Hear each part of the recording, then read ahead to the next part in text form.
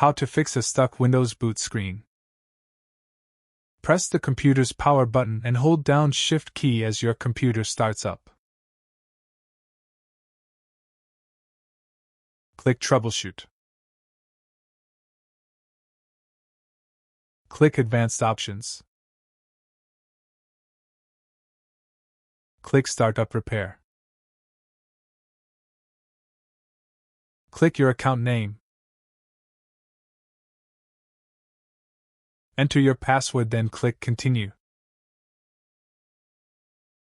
Diagnose your computer can take several minutes.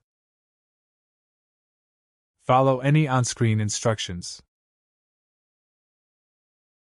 Depending on your computer's issue, you may be prompted to perform actions to fix the problem, though your computer will most likely address the problem on its own.